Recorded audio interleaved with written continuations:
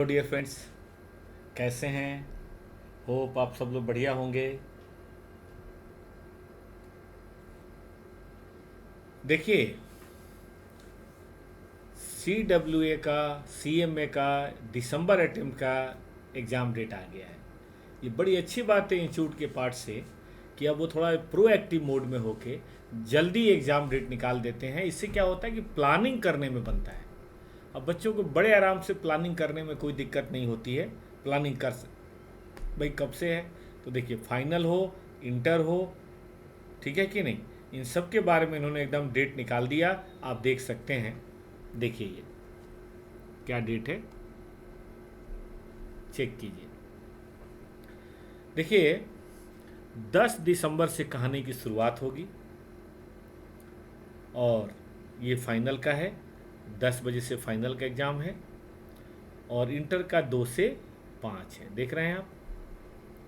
और बड़ा अच्छा इन्होंने ग्रुप 1, ग्रुप 2, इसका मतलब जो ग्रुप 1 दे रहे हैं उनको थोड़ा टाइम भी मिल गया।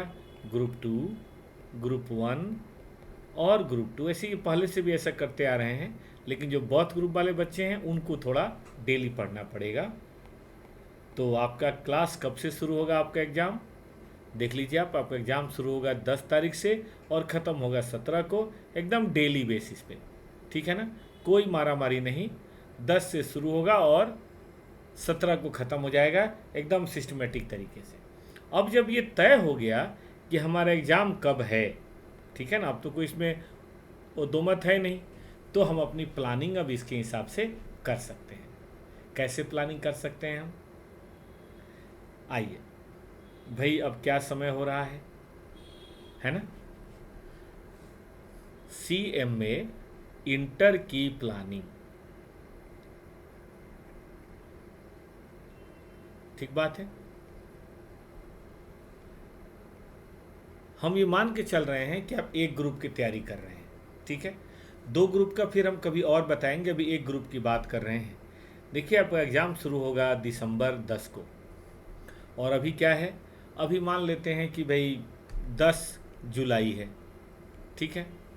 तब भी हमारे पास जुलाई, अगस्त, सितंबर, अक्टूबर और नवंबर 5 महीने हमारे पास पूरे हैं, ठीक है ना।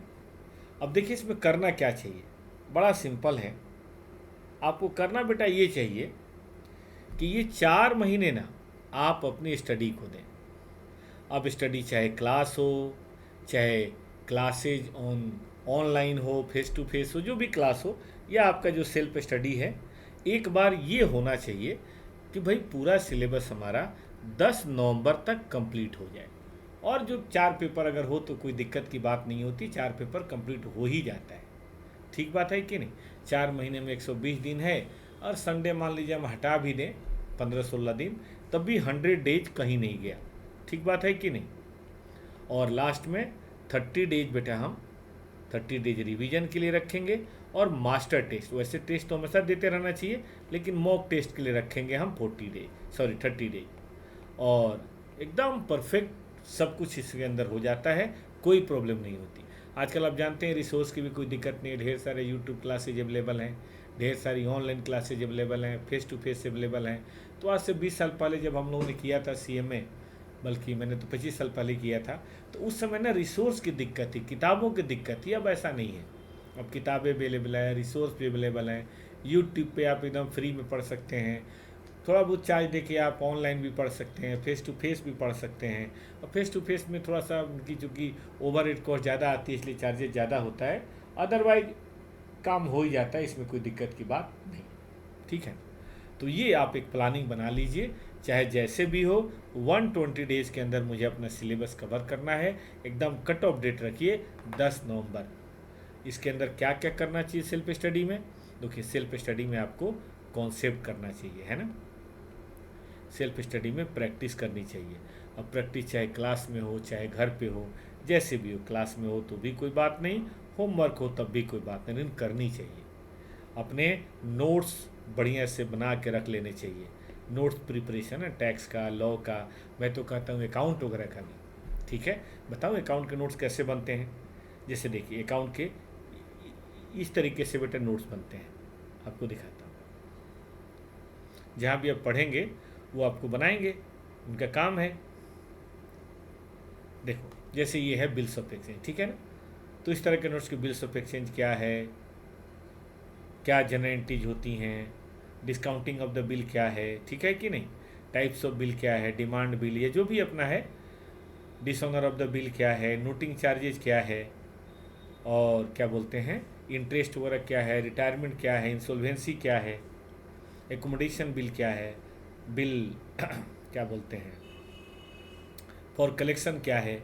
तो ये सारी बातें अगर हम करके रखें तो रिवीजन करते समय दिक्कत नहीं होगी, और हम समझते हैं कि अगर ध्यान से करें तो हर चैप्टर का पॉसिबल है, ताकि जब बाद में रिवीजन करें तो फिर उतना समय ना लगे। क्योंकि देखो 1 महीने के अंदर रिवीजन करना हो भी कम से कम 2 से 3 बार, तो 4 पेपर अगर 3 बार करना हो, या मैं कहता हूँ 2 ही बार करना हो, तो 15-15 दिन का टाइम मिलेगा। तो एक पेपर के लिए कितना 2-3 दिन 4 दिन टाइम मिलेगा। तो इसीलिए सही तरीके से नोट्स बना लें, है ना। कॉन्सेप्ट होना चाहिए, प्रैक्टिस होनी चाहिए, नोट्स होना चाहिए, तभी बेटा रिवीजन आसानी से करेंगे, डर नहीं लगेगा। और आप मॉक टेस्ट भी जब देंगे तो कोई प्रॉब्लम नहीं होगी। किसी भी, मैं समझता हूँ दुनिया में किसी भी एग्ज़ाम, मैंने भी काफ़ी सारा एग्ज़ाम दिया है, CA CM में सब पास भी किया है। तो दुनिया का कोई भी एग्ज़ाम हो, तरीका यही होना चाहिए, 5 बातों का ध्यान रखेंगे तो हर एग्ज़ाम में आप सक्सेसफुल हो सकते हैं। और हमें हर एग्ज़ाम से मतलब ही क्या है, हमें तो CA में इंटर या फाइनल से मतलब है, हमें बाकी से क्या लेना देना है, ठीक है ना। तो एक तरह की ये प्लानिंग कर लीजिए और तब आप अपनी तैयारी शुरू कीजिए। देखिए प्लानिंग करके करेंगे तो काम आसान होगा, नहीं करके करेंगे तो चांस है कि ठीक होगा, चांस है कि ख़राब होगा। तो आप ऐसा करके करिए। और इसमें टॉपर क्लासेस की जो भी मदद हो सकती है, यूट्यूब चैनल है ये, इसको देखते रहिए, इस पर भी क्लासेज होती है। कोई ऑनलाइन क्लासेस की ज़रूरत हो तो नॉमिनल कॉस्ट पे हम लोग ऑनलाइन क्लासेस भी 2-2.5 हज़ार रुपये पर पेपर के हिसाब से मुहैया कराते हैं, वो देख लेंगे। फेस टू फेस क्लासेज भी होती है। क्लास करें, टॉपर्स में ना करें, कहीं करें, लेकिन देखो याद रहे पढ़ना तो पड़ेगा। क्लास में पढ़ें, सेल्फ स्टडी पढ़ें, यूट्यूब पढ़ें, ऑनलाइन पढ़ें, फेस टू फेस पढ़ें, बगैर पढ़े नहीं होगा। ये हमेशा याद रखिएगा कि सक्सेस का एक ही मंत्र है कि टाइम बराबर success, no time no success, ठीक है ना। तो चलिए, फिर कोई दिक्कत हो तो कमेंट करके आप इसमें बताइएगा। मिलते हैं, धन्यवाद।